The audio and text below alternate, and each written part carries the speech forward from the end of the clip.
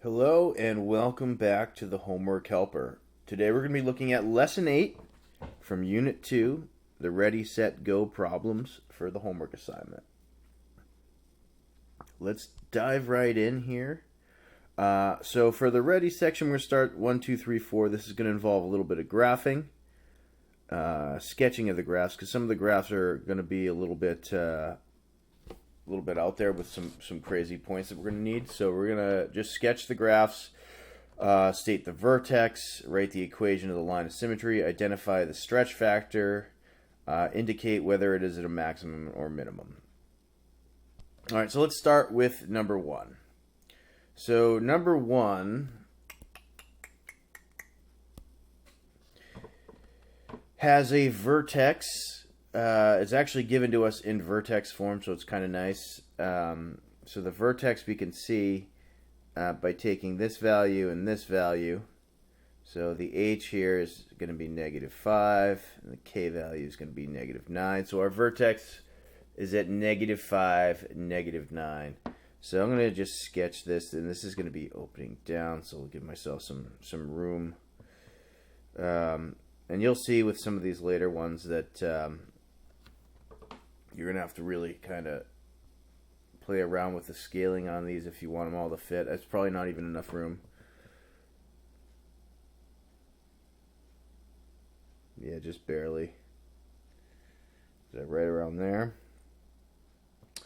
Line of symmetry, we've done this. This is always going to be the x-coordinate of the vertex, so this is going to be x equals -5. The stretch, so when they're talking about the stretch, when we are in vertex form,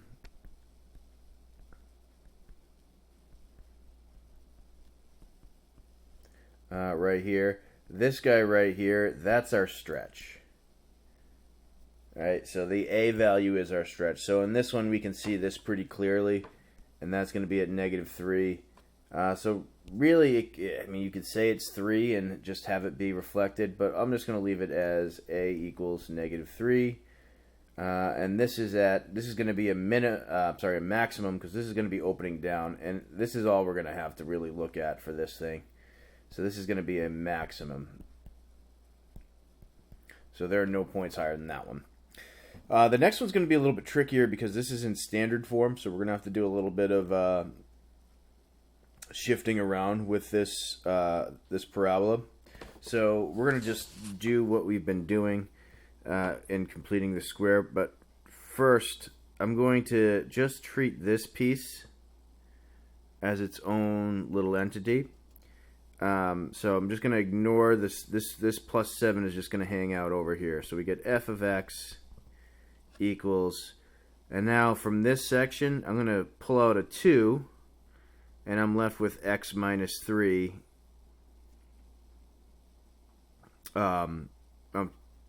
Yeah, so sorry, x squared minus 3x, and then we still have +7 hanging out over here. All right, so now that we have this part by itself, or at least sectioned off, I'm going to complete the square with this section. So this is going to be 2. This is going to be x minus 3/2 squared, and the +7 is still just going to be hanging out over there. And I'm going to give myself a little bit of room over here because I'm going to have to add some things in. Right? So if we have this x minus 3/2 squared, right? X minus 3/2 squared, and we've done this a handful of times already. I'm just going to do it quickly on this video, and then I'll leave it to be moving forward anyways. So this is going to give us x squared, if we were to FOIL this out, x squared minus 3x plus 9/4. Right? So when we complete the square, we end up adding something that's not really there in doing so. And we got to be careful because we're also multiplying that 9/4 times 2. Right? So we got to be really careful. So what we're adding is we're not just adding 9/4, we're adding 9/4 times 2, which is 9/2. So we're going to add 9/2 onto this side. Okay? So when we solve this thing out, we'll just subtract the 9/2 here, subtract the 9/2 here, and this is going to give us f of x equals 2x minus 3/2 squared. So positive 7 minus 9/2, so that's 14/2 minus 9/2, so that's going to be plus 5/2. So this is the equation that we're going to be working with.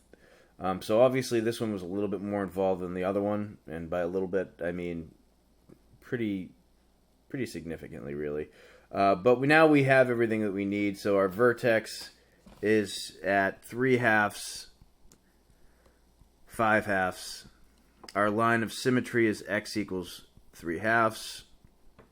The stretch, we can find the stretch here is a positive 2, which means this graph is going to be opening up, so that now we're dealing with a minimum.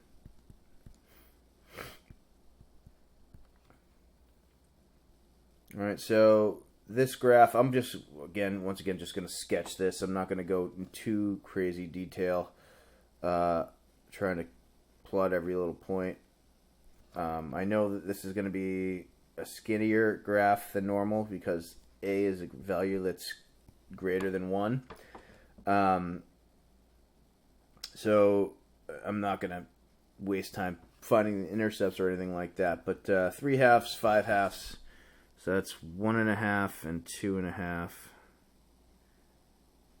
So let's say something like that. It's opening up, and I'll just write this in red. It's going to look something like this. All right. Not too crazy with the details, just a quick sketch.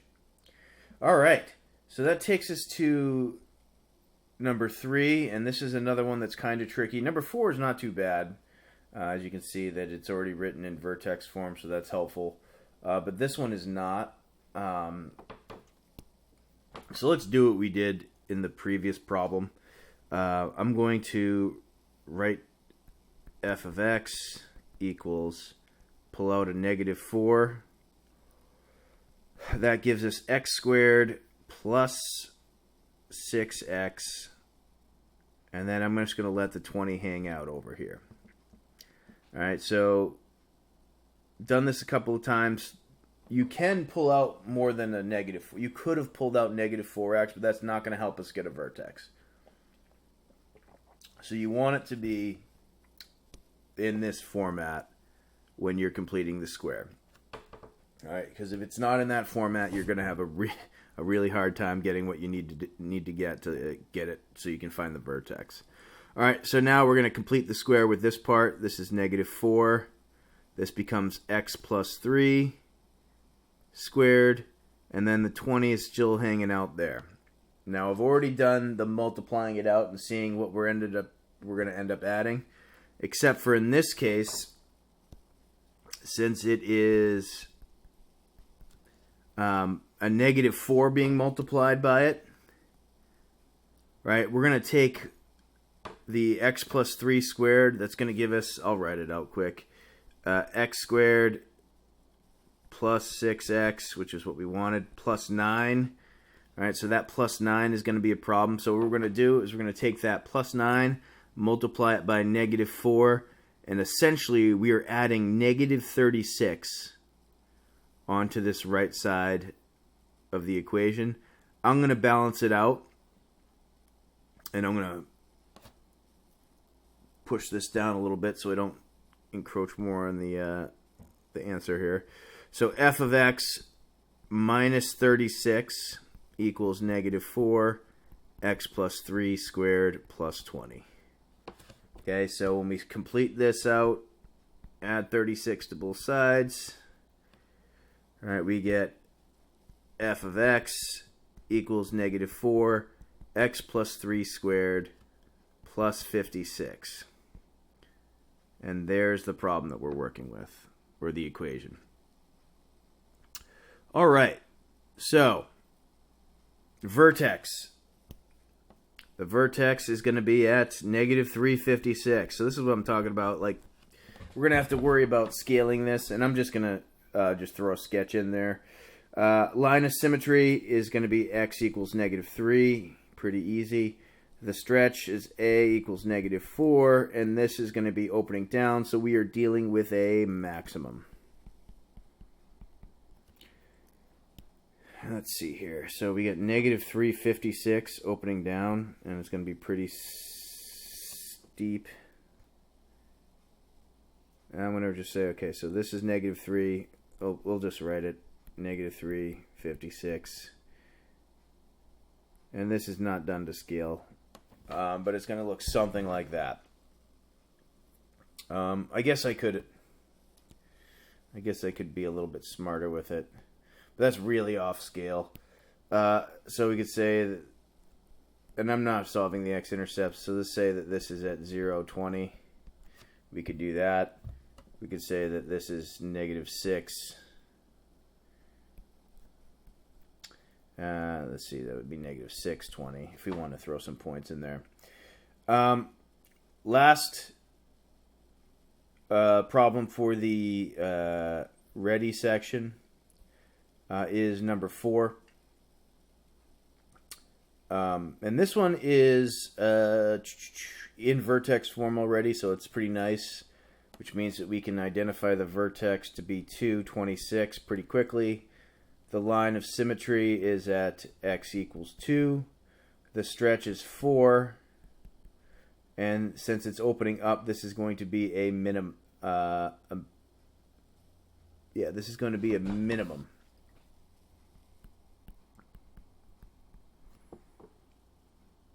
So, plotting these points. Let's see here. So it's opening up. We got 2. And I'll just throw this here somewhere. 2, 26. And that's obviously not 26, but we're going to do this. Finding the x-intercept, the y-intercept is going to be a little bit more involved. So it's what? So it's what? 16... plus 26, 42 maybe. So it's going to look something like this when all's said and done. All right, but that should take us through the ready problems. Graphing the function. So when you get numbers like that, you can spend some time inventing a better scale. But I just have these sketches in there for you. So let's progress to numbers 5, 6, 9, 10, 12, 13, and 15. That'll take us through the set portion. And these are going to be a little bit different. All right, so we're looking at number 5, and you want to write 2 expressions of the area represented by each block.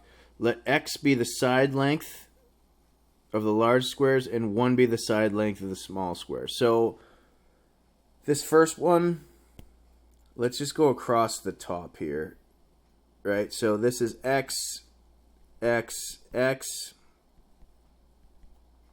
This is 1, 1. So there are 3 x's and 2 1s across the top. Going down the side, let me change the color here, go green. All right, we have x plus x, so 2 x's. And then we have plus 1, plus 1, plus 1. Oh, that's bad. Hold on. So that's a plus 1, plus 1, plus 1. So across the vertical, this is going to be 2x plus 3. All right, so it's not too crazy to do this. It does take a second to get used to looking at it like this. But once you get that down, it's not too bad. So if we were to FOIL this out, we'd get 6x squared plus 9x. So we did 6x squared, 9x plus 4x plus 6. So that gives us 6x squared plus 13x plus 6. All right, moving on to number 6. If we go across the side, we get 2x plus 2. We go down, we get 3x plus 3. All right, so once again, x, 1, 1, 2x plus 1, x, 1, 1, 1. All right, we multiply that out. We get 6x squared plus 6x plus 6x plus 6. 6x squared plus 12x plus 6.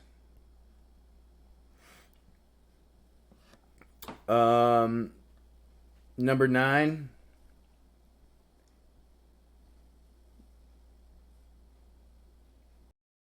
So as we look at number 9, this one is a little bit different than the previous problems, 9 and 10.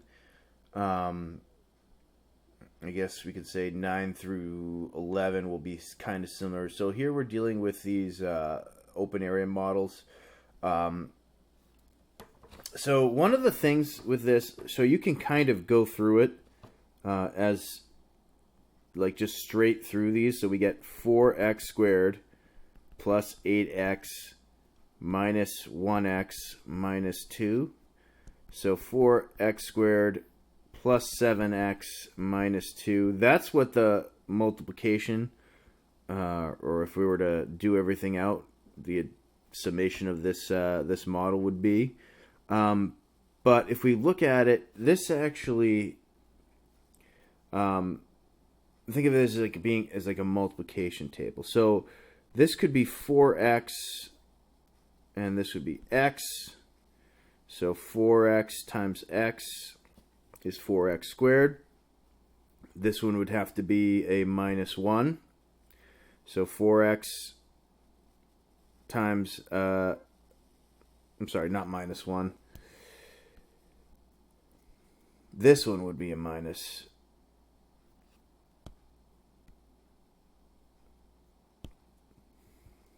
This would be a 4x. And this would be a minus 1. Sorry. So this would be x. So x times 4x is 4x squared. X times minus 1 is minus 1x. This would have to be 2. So 2 times 4x is 8x. 2 times minus 1 is minus 2. So if you look at these tables, you could kind of pick apart where the expression comes from, where it's going. So I think this is what we're looking for this particular problem. We get 4x minus 1 and x plus 2 is the factored form. And 4x squared plus 7x minus 2 is the standard form. All right, number 10, this one's a little bit different because it gives us the outside, not the inside, but we can work this. This ends up being 2x squared.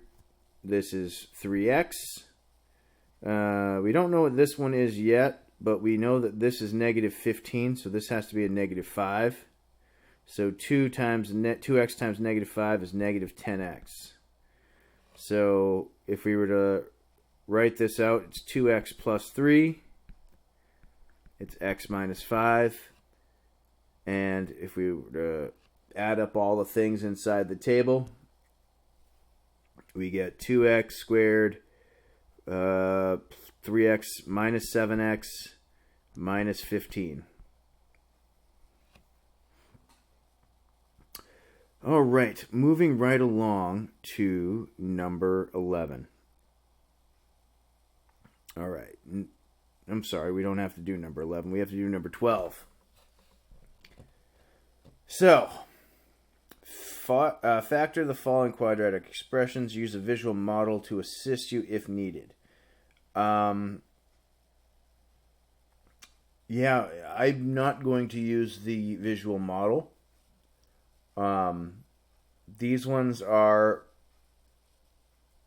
I mean, personally, I would just use the method that we've been working with in the past. You can use a model. I'm not going to be using a model for these.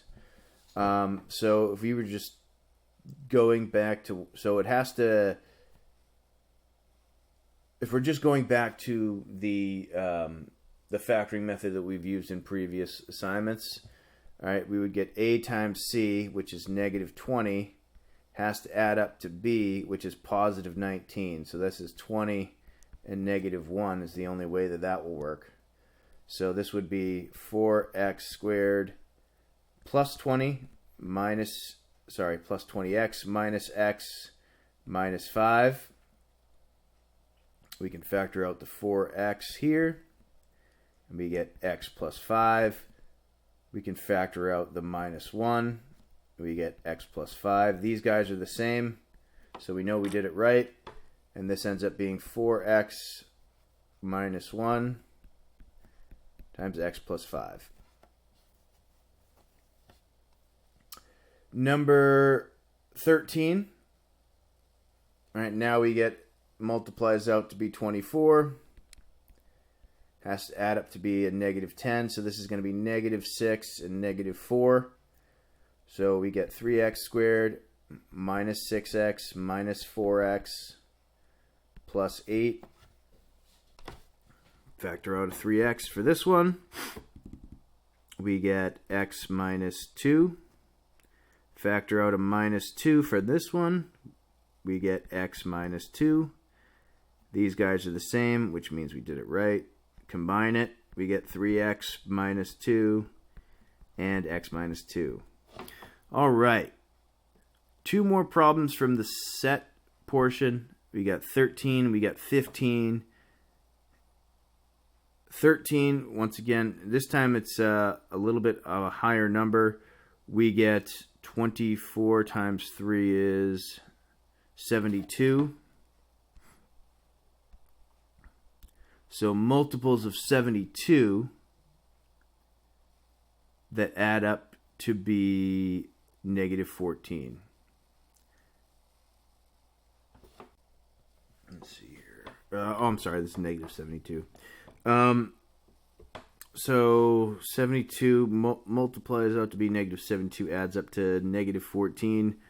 I'm going to say negative 18 and 4. You might have to play around with it a little bit if you don't see that right away, but it's not too pressing. All right, so let's write this out. 3x squared minus 18x plus 4x minus 24. Take out a 3x. We get x minus 6. Take out a 4. We get x minus 6. These guys match up, so that's good news. 3x plus 4 and x minus 6.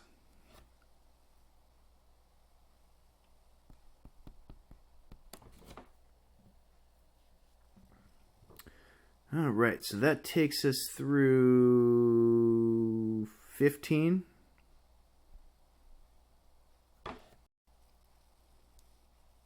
Okay, so that should take us through the set portion.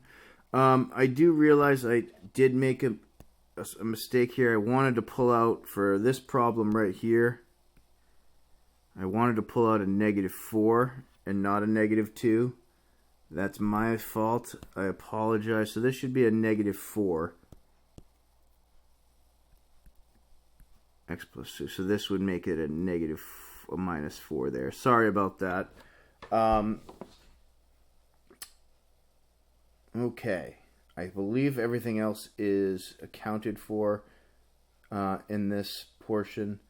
The ready problems are done. The set problems are done. Lastly, let's take a quick peek at the go. All right, so given the x-intercepts of a parabola, write the equation of the line of symmetry. All right, we have the x-intercepts at -3, 0, and 3, 0. All right, that means that the vertex is going to be right in between, which means that the axis of symmetry is going to be at x equals 0. All right, once again, right, it's going to be right in between these two. So that's going to be at 12. No, not 12. Let's see here. -4 and 16. So it's going to be at 6. So the vertex is going to be at 6, 0, which means the axis of symmetry is at x equals 6. Number 23, x-intercepts -14 and 3. So that's going to be at -17. So it's going to be at -8.50 for the vertex, which leads us to x equals -8.5 for the axis of symmetry. Last problem, number 24. Right, we got, so in between there is 25. So the axis of symmetry is going to be at x equals 25. Okay, so that will complete, this is a little bit longer of a video, but that completes this assignment. Make sure you, number 13, there's a mistake there. Make sure we get that cleared up. But these problems here, some of them take longer than others. Some of them are a little bit different than others. But make sure you get a handle on it before you really move forward. Thank you for watching. Best of luck. I will see you again for lesson number 9 from Unit 2. Take care.